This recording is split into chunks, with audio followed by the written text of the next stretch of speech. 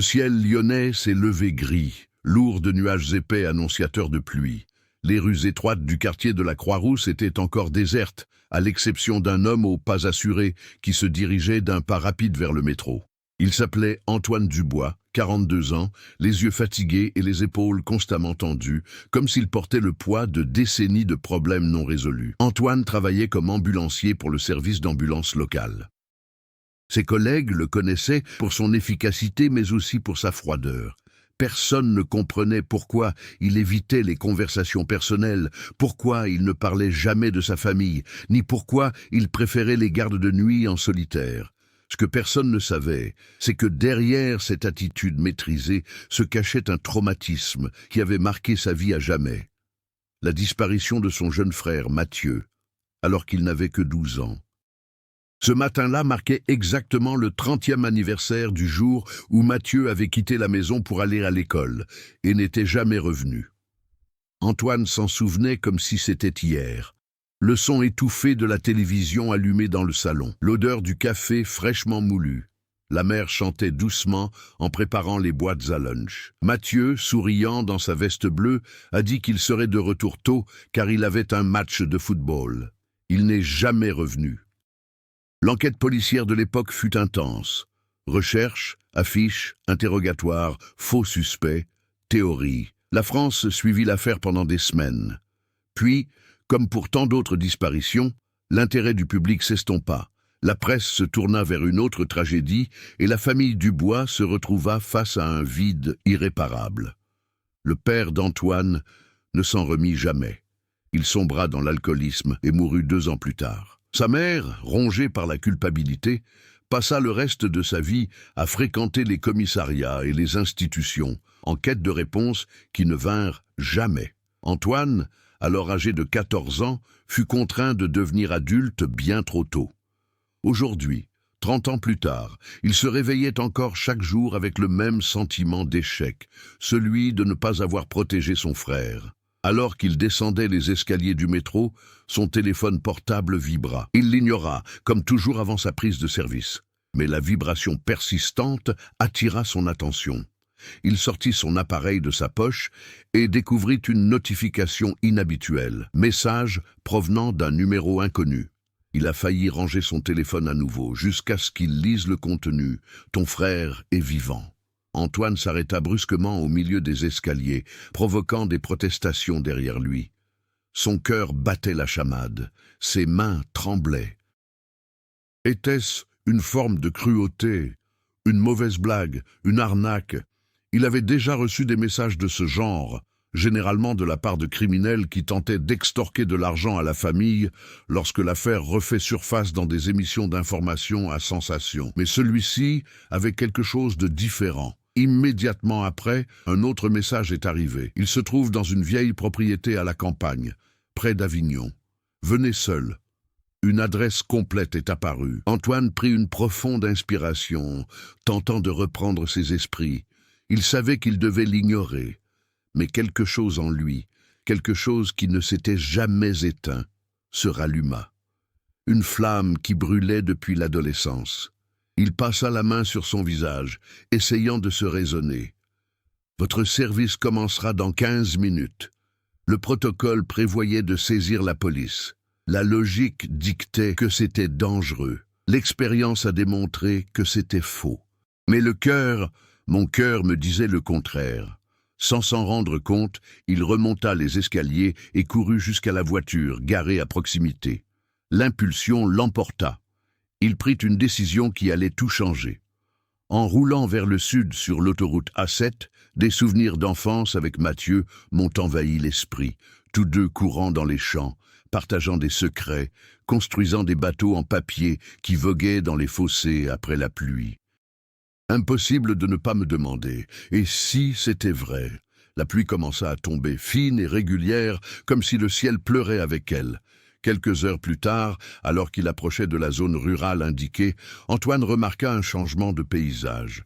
De vastes vignobles, des chemins de terre, de vieilles maisons en pierre. C'était une France que le temps semblait avoir oubliée.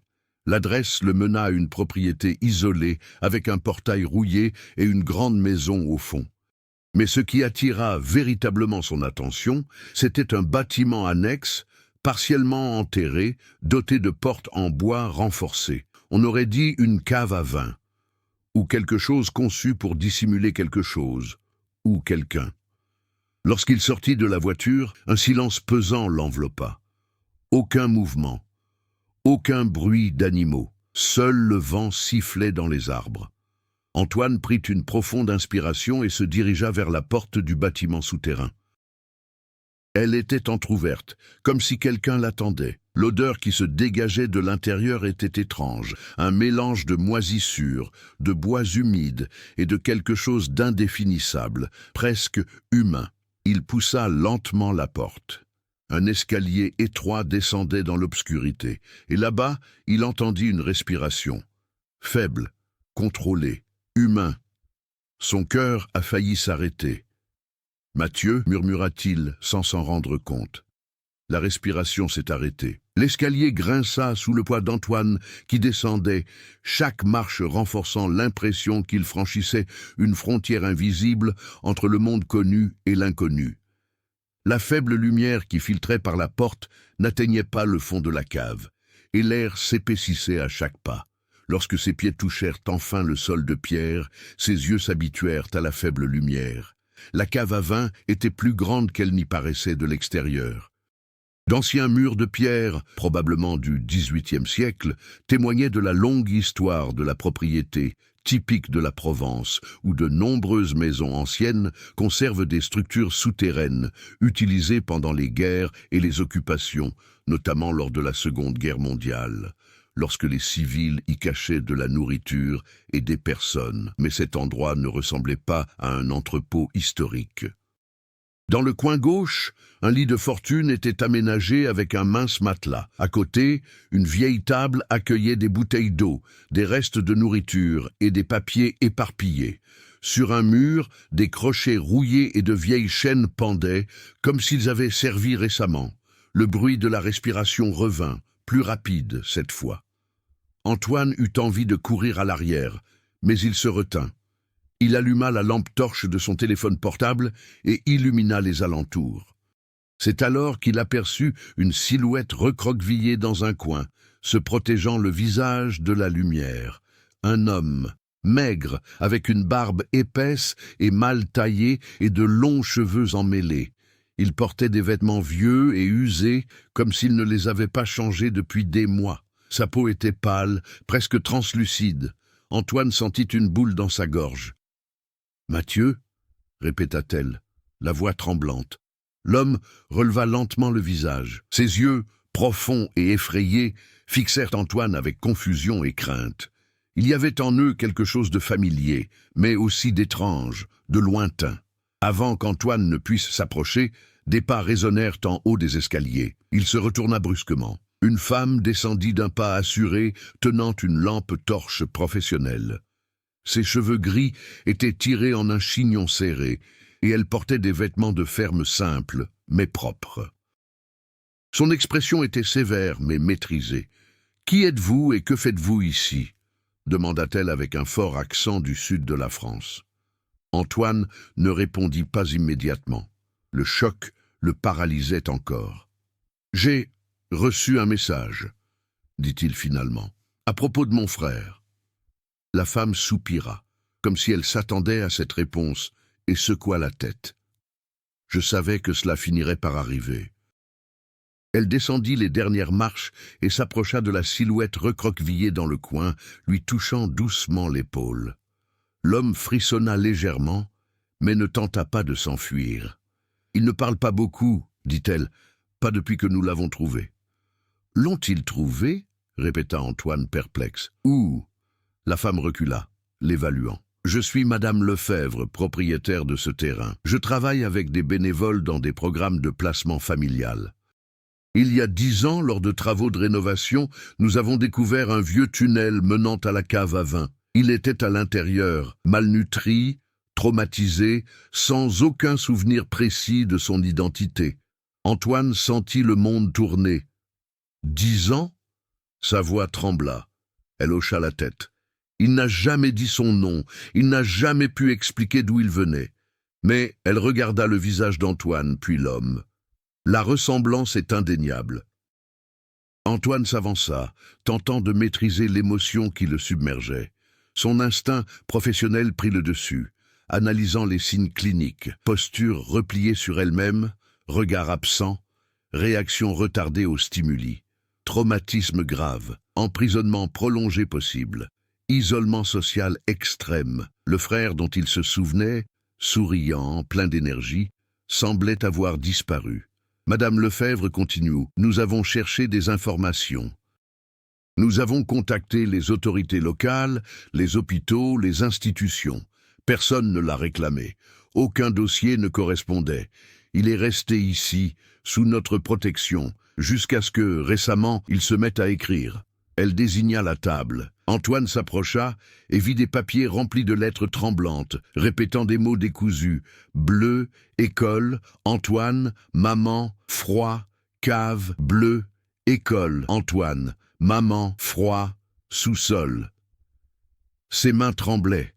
Mathieu essayait de se souvenir. Tandis qu'elle absorbait tout, la voix de la femme retentit à nouveau, plus ferme. Mais qui a envoyé le message? Ce n'était pas nous. Silence. Antoine sentit un frisson lui parcourir l'échine. Sans Madame Lefebvre. Si personne sur la propriété ne savait, donc quelqu'un d'autre était impliqué, quelqu'un qui connaissait la véritable identité de Mathieu, quelqu'un qui voulait qu'Antoine soit là, quelqu'un qui aurait pu regarder à ce moment précis. La porte supérieure de la cave à vin claqua. Tous trois levèrent les yeux en même temps. Le claquement de la porte à l'étage résonna comme un coup de tonnerre dans la cave. Le bruit sec se répercuta sur les murs de pierre, rendant l'air plus lourd, plus suffocant. Madame Lefebvre leva aussitôt la lanterne, les muscles de son visage se contractant. « Il y a quelqu'un sur la propriété », murmura-t-il. Antoine sentit son cœur s'emballer. Instinct professionnel et peur viscérale s'affrontaient en lui. Son premier réflexe fut de monter en courant et d'affronter la personne qui se trouvait là. Mais une autre pensée lui traversa l'esprit. Et si c'était lui qui le retenait prisonnier? Il regarda l'homme recroquevillé dans un coin, Mathieu, qui tremblait à présent, les yeux écarquillés fixés sur l'escalier. Ce n'était pas une réaction ordinaire à la peur, c'était une panique conditionnée, un souvenir corporel de la terreur. Il avait déjà entendu cette porte, et il savait ce qui allait suivre. Antoine s'agenouilla à côté de lui, essayant de le maîtriser. « Salut, c'est moi, Antoine. Je suis là, tu es en sécurité. » Mais Mathieu ne fit que murmurer quelque chose de répété, presque inaudible. Antoine se pencha plus près. « Il est revenu, il est revenu, il est revenu. Il est de retour, il est de retour, il est de retour. » Un frisson glacial parcourut l'échine d'Antoine. Madame Lefebvre s'approcha en baissant la voix. « Il faut qu'on parte d'ici. Si c'est quelqu'un de dangereux, on est piégé. » Antoine acquiesça, mais son regard se posa sur une porte en bois renforcée, plus petite, au fond de la cave. Il ne l'avait pas remarqué auparavant. Des cadenas cassés pendaient de la quincaillerie. Qu'est-ce que c'est? Madame Lefebvre prit une profonde inspiration. C'était un ancien entrepôt. Quand nous avons trouvé le tunnel, il était fermé à clé. Nous avons pensé qu'il s'était partiellement effondré. Et maintenant, c'est ouvert, a dit Antoine. Avant qu'il puisse t'enquêter, de lourds pas commencèrent à descendre l'escalier. 1, 2, 3, lentement, comme si cette personne voulait se faire entendre. Madame Lefebvre éteignit aussitôt la lanterne, plongeant la cave dans l'obscurité. Antoine serra le bras de son frère. Les pas s'arrêtèrent à mi-chemin des escaliers. Silence absolu. Antoine retint son souffle, chaque fibre de son corps à vif. Puis la porte du haut se referma, cette fois lentement, délibérément, et les pas s'éloignèrent. Madame Lefebvre ralluma la lanterne, les mains tremblantes. « Ce n'était pas du vent », dit-elle dans un murmure tendu. Antoine monta quelques marches et essaya de pousser la porte. Elle était verrouillée de l'extérieur. « Nous sommes piégés », a-t-il déclaré. Mathieu se mit à se balancer d'avant en arrière, sa respiration s'accélérant. Antoine tenta de le calmer, mais ses yeux étaient vitreux, perdus dans la terreur. Il désigna la porte la plus petite, sa voix tremblante. « Là, Pas là, pas là, là, non là, non là. Antoine et madame Lefebvre échangèrent un regard. Si Mathieu ne voulait pas qu'ils y aillent, c'est qu'il y avait une raison, mais c'était la seule issue possible. Madame Lefebvre a pris la décision. Nous devons voir ce qu'il y a. Antoine prit une profonde inspiration et poussa la porte la plus petite. Elle grinça lentement, libérant une odeur encore plus forte de moisie et de terre humide. La lumière révéla un étroit tunnel creusé dans la roche et renforcé par de vieilles planches. Il semblait avoir été agrandi il y a longtemps, peut-être pendant l'occupation allemande de la France, lorsque de nombreux propriétaires avaient agrandi leurs caves pour y cacher des personnes ou des provisions. Mais il y avait des marques fraîches sur les murs, rayures, clous, et plus inquiétant encore, des traces de chaînes traînées sur le sol en pierre. Antoine déglutit difficilement. « Mathieu, étais-tu là ?» L'homme recula en se couvrant le visage. Madame Lefebvre murmura. « Quand nous l'avons trouvé, les cadenas de cette porte étaient intacts. Il était de l'autre côté, seul. » Antoine sentit son estomac se nouer. Si Mathieu était resté là pendant plus de 20 ans avant d'être retrouvé, qui l'a mis là et pourquoi? Avant qu'il puisse formuler une hypothèse, un bruit métallique résonna dans le tunnel, comme quelque chose qui tombe, ou être traîné de force. Antoine leva sa lampe torche et s'avança prudemment. Le tunnel s'étendait sur plusieurs mètres, puis faisait un virage serré. « Restez derrière moi, dit-il. » Madame Lefebvre retint Mathieu, qui hésitait à la suivre. Arrivé au virage, Antoine sentit son sang se glacer. Au sol, il y avait un petit objet récemment abandonné, un porte-clés d'enfant en forme de ballon de football avec un numéro effacé. Numéro 7, le numéro du maillot que portait Mathieu dans l'équipe de l'école. Antoine s'agenouilla et ramassa l'objet d'une main tremblante. Il l'avait sur lui lorsqu'il a disparu, murmura-t-elle. Ce n'était pas une coïncidence. Ce n'était pas une coïncidence. Il y avait quelqu'un qui a conservé cela pendant 30 ans, quelqu'un qui voulait qu'Antoine trouve. Les yeux de madame Lefebvre s'écarquillèrent. Cela signifie que cette personne était ici tout à l'heure. Un crépitement résonna derrière eux. Antoine se retourna immédiatement. La lumière de la lampe torche éclaira la porte en bois de la cave, qui se referma maintenant complètement avec un bruit sec. Et puis, le bruit d'un verrou qui se ferme de l'extérieur. Prisonnier. Impossible de sortir par les escaliers, avec quelqu'un dans le tunnel. Mathieu se mit à hurler, un cri aigu, désespéré, primal. Ce n'était pas une peur ordinaire, c'était un souvenir. Il a reconnu ce son. Il avait déjà vécu ce genre de situation. Antoine serra son bras fermement. « Je te le promets, » dit-elle d'une voix ferme malgré la terreur. « Je ne laisserai plus jamais ça se reproduire. » Mais au loin, dans le tunnel obscur, une voix masculine rauque répondit, presque en chuchotant, mais parfaitement audible, « C'est déjà arrivé. » La voix résonna dans le tunnel comme si les parois la multipliaient, rendant impossible d'en déterminer l'origine exacte. Antoine sentit tout son corps réagir, muscles tendus, souffle court, montée d'adrénaline. Son instinct lui criait de battre en retraite, de protéger Mathieu. Mais il y avait une autre impulsion, plus profonde, plus viscérale, pour découvrir qui était derrière tout ça. Madame Lefebvre s'approcha, tenant la lanterne de ses mains tremblantes. « Je reconnais cette voix, » murmura-t-elle, sans se rendre compte qu'elle parlait à voix haute. Antoine se retourna brusquement. « Comme ça ?» Elle hésita, comme si elle luttait contre quelque chose à l'intérieur. « C'est peut-être une erreur. Je ne suis pas sûr. » Mais Antoine aperçut la véritable peur dans ses yeux. Ce n'était pas une simple reconnaissance, c'était quelque chose de personnel. À cet instant, le tunnel cessa d'être un simple passage physique. Il se transforma en une ligne entre deux passés différents, celui d'Antoine et celui de madame Lefebvre, désormais entrelacés. Le cri de Mathieu s'arrêta brusquement. Il respirait irrégulièrement, appuyé contre le mur comme s'il allait s'évanouir. Antoine le tenait. « Hé, regarde-moi, tu es là, je suis avec toi !» Mathieu essaya de se concentrer, mais ses yeux semblèrent voir une autre scène, au loin. Soudain, il murmura « la porte métallique », la lumière rouge, la porte métallique, le feu rouge. Antoine fronça les sourcils. Quelle porte métallique? Madame Lefebvre porta sa main à sa bouche. Au bout du tunnel, il y a une vieille porte qui mène à l'abri antibombe. Il a été construit pendant la guerre. On l'a toujours laissé fermer. Elle est rouillée, impossible à ouvrir sans outils. Antoine sentit un frisson lui parcourir l'échine. Donc quelqu'un y a accès. Elle hocha lentement la tête. Et suffisamment de force pour l'ouvrir. La tension augmentait non seulement à cause du danger immédiat, mais aussi à cause des révélations successives qui se faisaient de jour. Antoine prit une profonde inspiration, essayant d'organiser ses pensées. Mathieu disparaît à l'âge de 12 ans.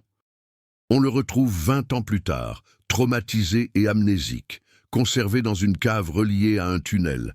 Quelqu'un savait exactement quand le contacter. Quelqu'un voulait qu'il vienne.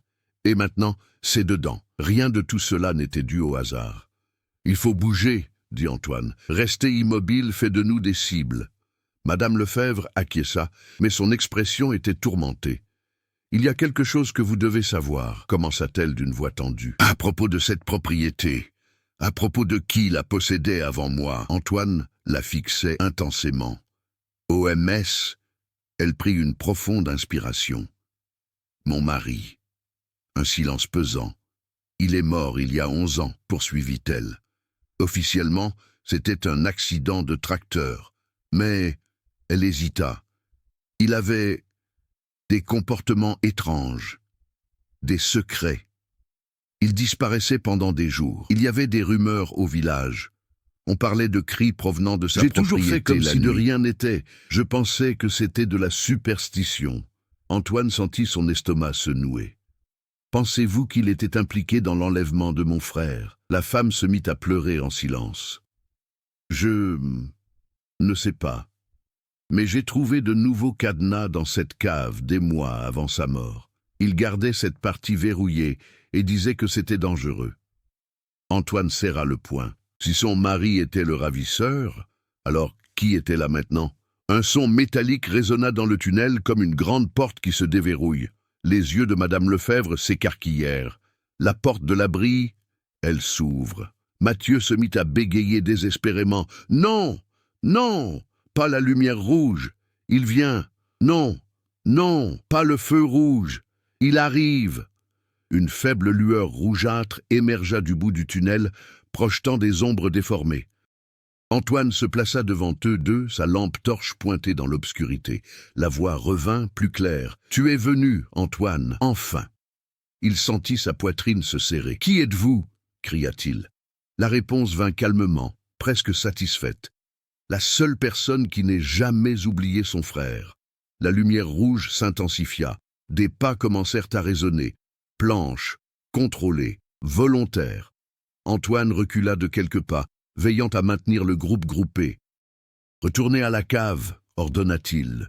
Mais alors qu'ils s'approchaient, ils entendirent un autre bruit provenant du côté de la porte supérieure. Clé. Quelqu'un était en train de tripoter le cadenas de la sortie principale. Madame Lefebvre murmura, terrifiée. « Il y a quelqu'un d'autre ici. 2 côtés, 2 entrées. Ils étaient encerclés. » Antoine a rapidement évalué. Tunnel étroit avec un possible assaillant arrivant. Sortie principale bloquée. Mathieu en plein effondrement émotionnel. Madame sous le choc. Je devais agir. Il les poussa tous les deux dans un renfoncement latéral. Une petite cavité où étaient empilés de vieux tonneaux et éteignit sa lampe torche. Le tunnel plongeait dans l'obscurité la plus totale. Ils retiennent leur souffle. Rythme cardiaque rapide. Le feu rouge se rapprochait de plus en plus. Puis quelqu'un en haut des escaliers murmura presque inaudiblement « Antoine !» La voix était féminine, jeune, reconnaissable. Antoine eut l'impression que le monde s'arrêtait. Il a reconnu cette voix. Le cœur d'Antoine s'emballa. Cette voix, il ne l'avait pas entendue depuis des années, mais il était impossible de se tromper. « Camille !» murmura-t-il presque incrédule, la sœur aînée.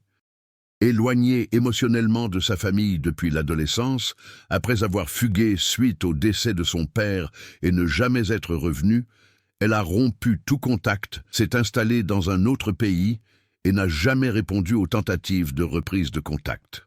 Pour Antoine, elle n'était qu'un fantôme du passé, une blessure encore vive. Mais que faisait-elle là? Dans l'obscurité, Madame Lefebvre serra fermement le bras d'Antoine. « Qui est-ce » murmura-t-il. Il n'a pas répondu. Car à ce moment-là, la voix féminine se fit de nouveau entendre, cette fois plus près de la porte du haut. « Antoine, c'est moi, n'aie pas peur. Je suis venu t'aider. » Les mots semblaient bienveillants. Mais il y avait quelque chose qui clochait. L'intonation était différente, trop contrôlée, presque récitée. Antoine ressentit une vague de méfiance. Au même moment, la lumière rouge au fond du tunnel avançait, illuminant lentement les parois humides. L'ombre d'un homme de grande taille se dessinait déformée, telle une créature monstrueuse et allongée. Il se trouvait entre deux inconnus, l'un derrière, l'autre devant. Ou peut-être n'était-il pas inconnu. Antoine serra l'épaule de Mathieu, qui tremblait de façon convulsive. « Reste avec moi », murmura-t-il, « respire. » Mais Mathieu secoua la tête en répétant « Elle n'est pas Camille, ce n'est pas elle, ce n'est pas Camille, ce n'est pas elle. » Cette phrase a frappé Antoine comme un coup de poing. « Comment le sais-tu » demanda-t-il désespéré. Mathieu le regarda avec des yeux hagards, les larmes ruisselant sur son visage. « Parce qu'elle était là. Parce qu'elle était là. » Antoine sentit le sol se dérober sous ses pieds. Mathieu connaissait-il Camille? Comment? Était-elle impliquée?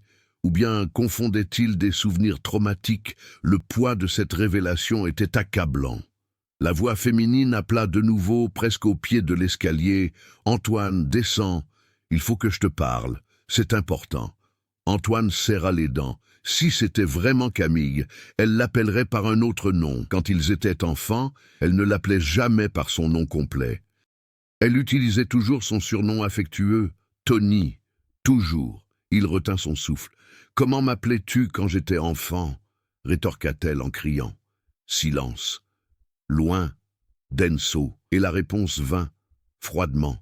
« Antoine, s'il te plaît, on n'a pas le temps pour les jeux. » Antoine sentit le sang se glacer. Ce n'était pas Camille, du moins pas comme il le connaissait. Au bout du tunnel, le feu rouge s'est éteint. Les bruits de pas se sont tus.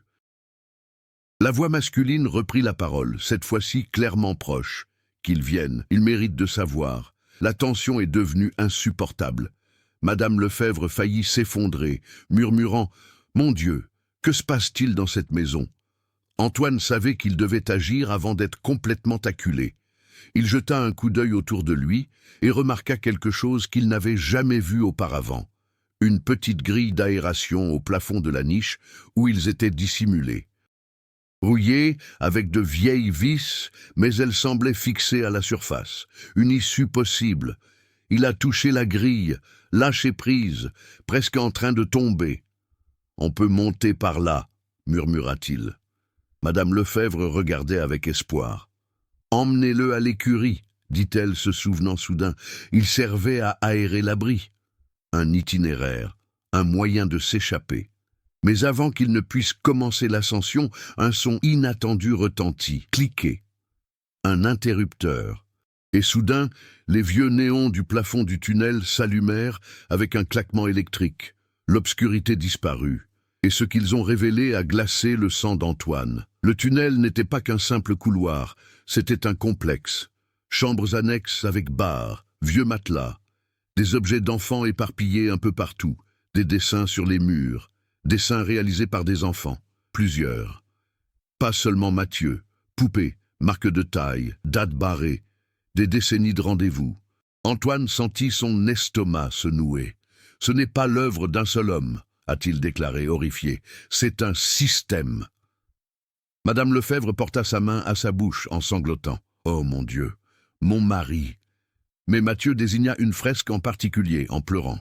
Dessin de deux enfants jouant au football. Celui qui porte le numéro 7, un autre avec le numéro 10. Antoine l'a reconnu immédiatement. Lui et Mathieu, conçus ensemble. Et à côté, en lettres tremblantes, Tonio va revenir. Tonio reviendra. Puis il écouta, du fond du tunnel. La voix masculine, désormais très proche, dit avec satisfaction « Je t'avais promis de revenir, Antoine ». Et au même moment, Dans l'escalier, la voix féminine murmura sur un ton complètement différent, froid, cruel, sans détour. « Nous ne vous perdrons plus. » Les deux voix, coordonnées, synchronisées. Ils travaillaient ensemble. C'est alors que le véritable tournant s'est produit. Mathieu, qui était resté replié sur lui-même et paralysé jusque-là, se leva soudain avec une force surprenante, repoussa Madame Lefebvre et Antoine et cria de toutes ses forces « Courez! Courir !» Et avant qu'Antoine puisse réagir, Mathieu courut droit vers le feu rouge au bout du tunnel. « Je ne m'enfuirai pas, mais je vais la rencontrer. Sacrifier ou choisissez. » Antoine a crié « Mathieu !» Mais il était trop tard. La porte métallique claqua derrière lui dans un fracas assourdissant, et le bruit du boulon résonna dans le tunnel. « Scellez-le de l'autre côté !» Le claquement de la porte métallique résonna encore alors que le silence retombait sur le tunnel. Un silence pesant, pointu. Antoine resta immobile, fixant le métal froid qui les séparait désormais de Mathieu.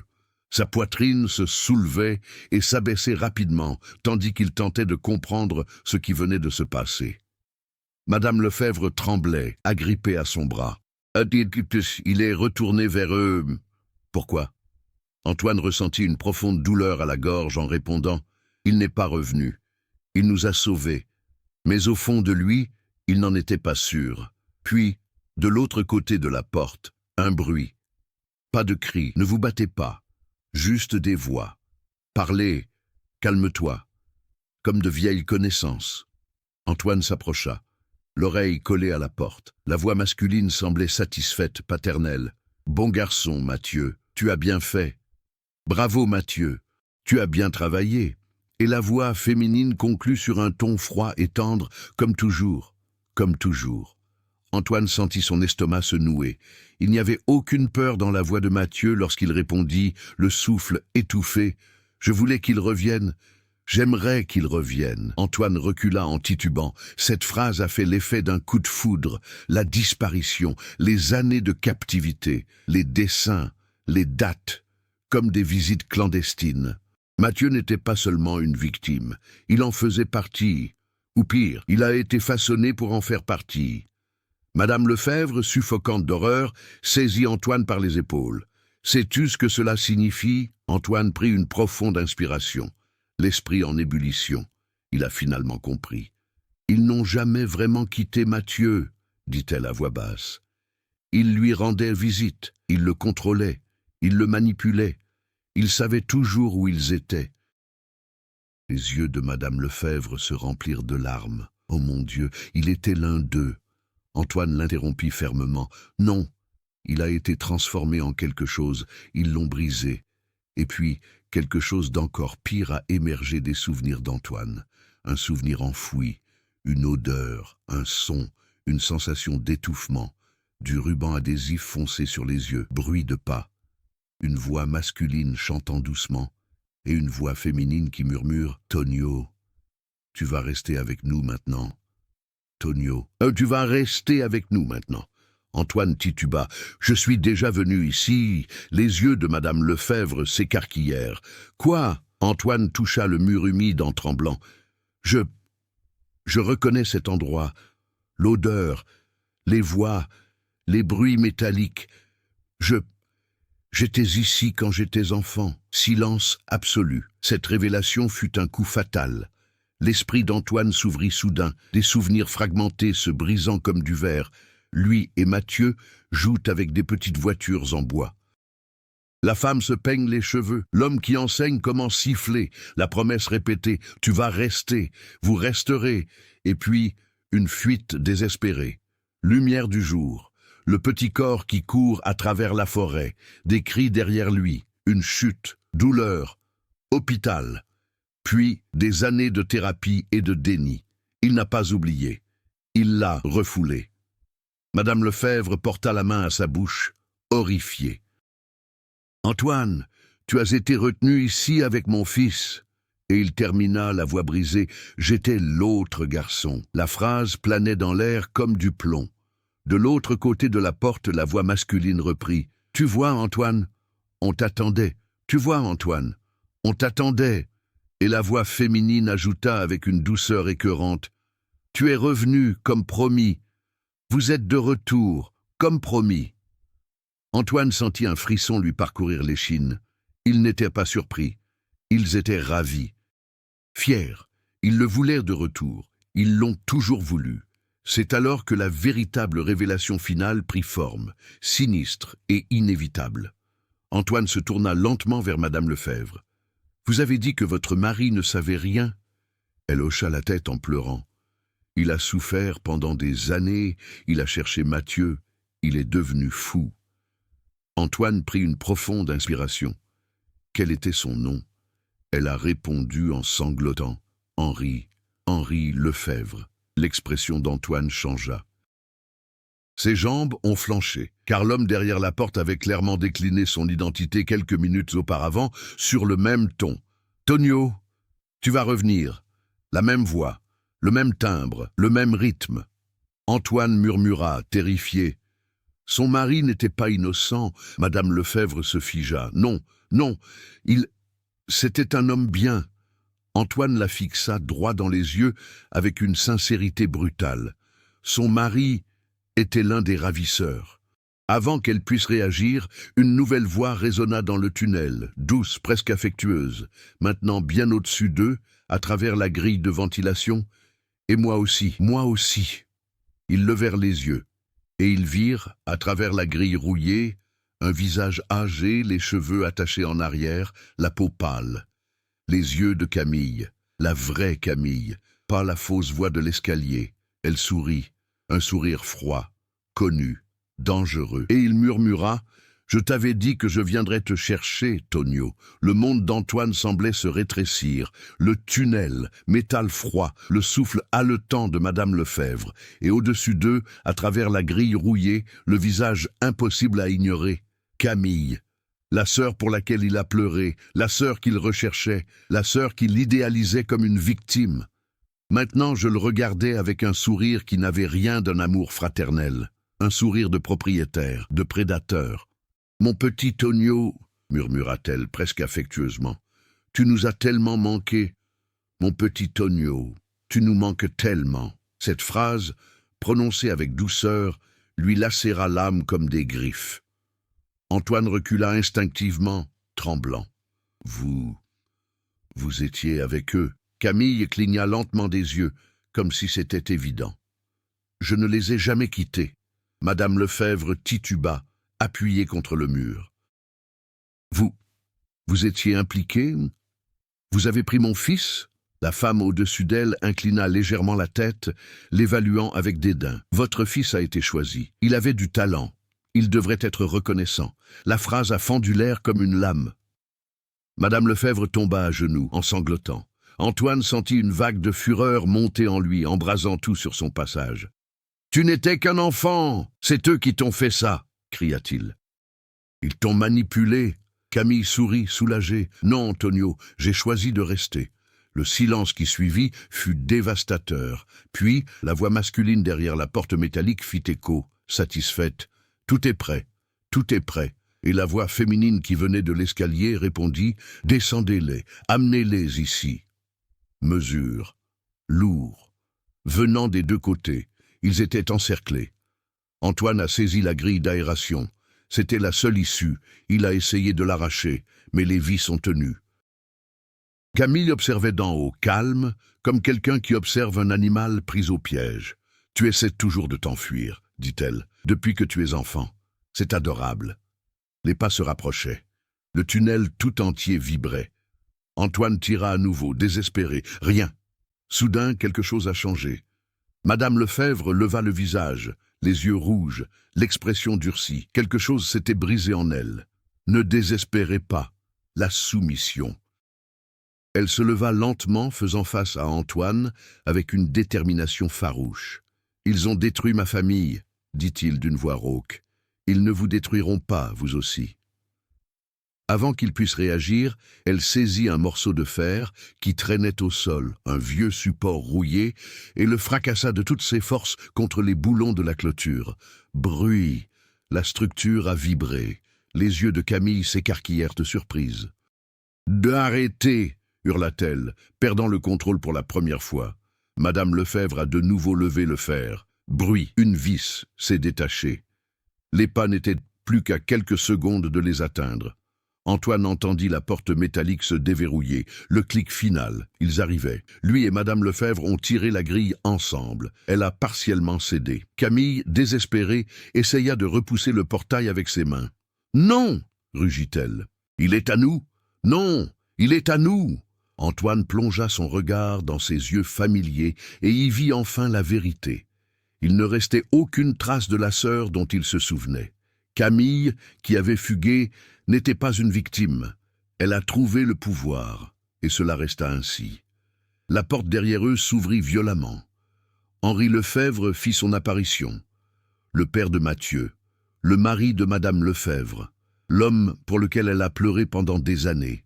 Il était là, vivaud, avec un sourire serein. Et il a dit « Bienvenue à la maison, Antoine. Bienvenue à la maison, Antoine. » Le monde de Madame Lefebvre s'est effondré. Elle hurla un cri primal et dévastateur. « Traître !» Henri s'avança. « Ce n'est pas une trahison, » répondit-il froidement. « C'est une vocation. » Puis, l'événement le plus inattendu s'est produit. Une explosion de mouvement. Mathieu. Il apparut derrière Henri, pâle, le regard vide, mais pas soumis. Antoine est vivant. Quelque chose avait changé en lui. Mathieu tenait une grosse clé en métal, probablement prise au mur, et avant qu'Henri puisse réagir, Mathieu claqua la porte en la poussant de toutes ses forces, la faisant heurter l'homme lui-même. Henri tomba à la renverse, abasourdi. Mathieu a crié « Courez! Courir !» Mais son regard restait fixé sur Antoine. Il n'y avait aucun doute. Il avait choisi son camp. Camille, ci-dessus, rugit de haine. « Mathieu! Traître! Traître !» Elle tenta à nouveau d'atteindre la rambarde. Mais il était trop tard. Antoine tira une dernière fois. La clôture s'est complètement effondrée. L'ouverture a commencé. La lumière naturelle entrait. Gratuit, gris, mais gratuit. Madame Lefebvre poussa Antoine vers le haut. « Où ?» Il hésita. « Et toi ?» Elle sourit tristement. « J'ai déjà tout perdu, mais tu peux encore vivre. » Puis, Henri se leva derrière elle. Elle se retourna et lui fit face, le fer à la main. « Tu ne le toucheras plus jamais. » Henri s'avança. Elle a attaqué. Le son métallique résonna. Antoine monta à l'étage. Il s'est traîné dehors. Il respira de l'air frais pour la première fois depuis son entrée dans cet abri. Mais avant qu'elle puisse éloigner Madame Lefebvre, une main lui agrippa la cheville. Ongles pointus, froid sur la peau. La voix de Camille, emplie de haine pure. « Tu ne m'échapperas pas, Tonio !» Antoine hurla en donnant des coups de pied désespérés. Mais sa main ne voulait pas lâcher prise. Les ténèbres se retirèrent. Antoine eut l'impression que le monde tournait autour de lui lorsque la main de Camille le tira violemment. La terre humide se déroba sous son corps, et, un instant, il crut qu'il allait être ramené de force dans cette prison souterraine, dans les ténèbres qui avaient façonné sa sœur et détruit sa famille. Soudain, un cri déchira l'air, un cri masculin, Henri. Le bruit du métal frappant la chair résonna d'en bas, suivi d'un hurlement de douleur. La main qui tenait Antoine se relâcha un instant seulement, mais ce fut suffisant. Il donna un dernier coup de pied désespéré et le contact fut rompu. Camille bascula en arrière et disparut dans l'obscurité. Antoine se détourna de l'ouverture, le souffle court, sentant chaque muscle trembler. L'air froid du matin français lui brûlait les poumons, mais c'était la liberté, la vie. Il rampa jusqu'à un arbre voisin, essayant de retrouver son équilibre. La voix de Mathieu résonna d'en bas. « Antoine ! Un appel, une demande !» Antoine retourna à l'ouverture, essayant de voir. À l'intérieur, des ombres s'agitaient frénétiquement. Il vit Mathieu tenter de rejoindre la sortie, tandis que Madame Lefebvre se battait avec Henri, tous deux couverts de sang, tous deux épuisés. Et puis, quelque chose s'est produit. Le tunnel trembla. Les vieux murs, fragiles, rongés par l'humidité et le temps, commencèrent à se fissurer. Toute la structure s'effondrait. Madame Lefebvre leva les yeux et fixa Antoine. Pendant un instant, tout devint silencieux. Elle sourit, mais ce n'est plus le même sourire qu'avant. Pas une démission, non pas par tristesse, un sourire de paix, comme s'il avait enfin récupéré quelque chose qui lui avait été volé. Elle a crié « Courir !» et il poussa Mathieu vers la sortie. Le jeune homme trébucha et parvint à atteindre le bord. Antoine le tira violemment, l'entraînant hors du vide, juste au moment où le sol céda complètement sous ses pieds. La porte de la cave à vin s'est effondrée, engloutissant Madame Lefebvre, Henri et Camille. Le bruit de la chute s'est finalement étouffé. Puis le silence. Un silence lourd et définitif. Les minutes passèrent. Antoine resta là, agenouillé sur l'herbe, serrant Mathieu contre sa poitrine. Son frère respirait rapidement, mais il était conscient et s'accrochait à lui comme un enfant effrayé. Antoine pleura. Pas seulement des larmes de douleur, mais c'est un soulagement, des retrouvailles, une perte irréparable. Car il savait que, même s'il avait retrouvé une grande partie de Mathieu, il n'aurait jamais de réponse complète. Je ne saurais jamais combien de vies ce groupe a détruites, ou combien d'autres pourraient se cacher dans des tunnels similaires à travers la France. Mais à ce moment-là, rien de tout cela n'avait d'importance. Son frère était vivant et gratuit. Le son lointain des sirènes commença à résonner sur la route de campagne. Les voisins avaient probablement entendu l'effondrement. Mathieu releva le visage, le regard toujours perdu, mais avec maintenant une lueur différente. Reconnaissance. Il effleura le visage d'Antoine du bout des doigts et murmura faiblement « Grand frère, grand frère ». Antoine s'effondra à nouveau, le serrant fort dans ses bras. Il n'avait pas toutes les réponses, mais il avait retrouvé son frère, et c'était plus que ce à quoi il s'attendait. 3 mois plus tard, le soleil printanier illuminait un petit café lyonnais. Antoine observait Mathieu par la fenêtre, assis près d'un thérapeute spécialisé dans les traumatismes. Il parlait encore peu, souffrait encore de nuits d'angoisse, mais désormais il marchait dehors, apprenait de nouveaux mots, regardait les gens dans les yeux, et parfois, des moments rares et précieux surgissaient. Comme celui-là. Mathieu riut. Un son fragile, presque enfantin, mais bien réel. Antoine ferma les yeux, s'autorisant à respirer sans douleur pour la première fois depuis des décennies. Malgré tout, au loin, une impression persistait. Camille n'a jamais été retrouvée. Même le tunnel n'a pas été entièrement exploré. Si cette histoire vous a captivé, ému ou vous a procuré ce frisson que seul un bon mystère réaliste peut provoquer, ne la laissez pas s'arrêter là. Partagez ceci avec quelqu'un qui aime aussi les histoires de disparition, de retrouvailles impossibles et de sombres secrets cachés sous des vies en apparence ordinaires. Dites-nous ce qui vous a le plus marqué, les retrouvailles, la révélation concernant Camille, le sacrifice de Madame Lefebvre.